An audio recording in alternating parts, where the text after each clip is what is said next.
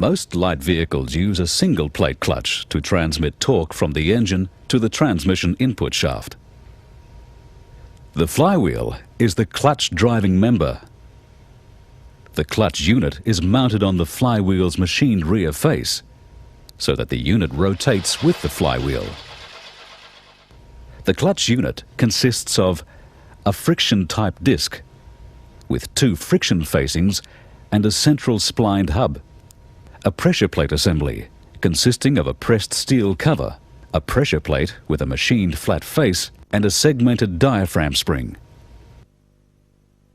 and a release bearing and operating fork.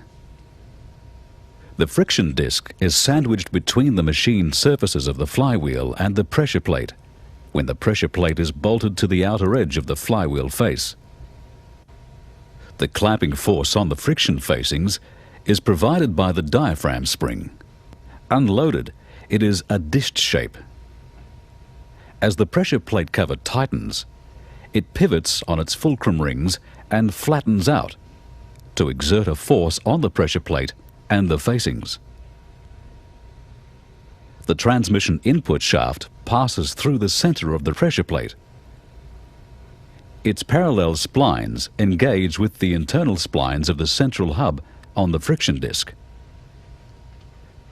With engine rotation, torque can now be transmitted from the flywheel through the friction disc to the central hub and to the transmission.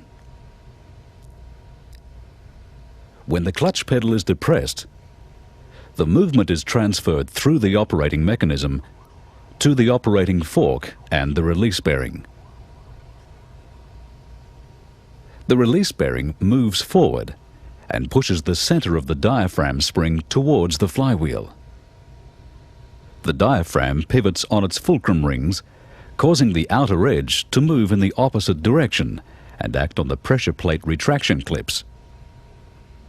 The pressure plate disengages and drive is no longer transmitted.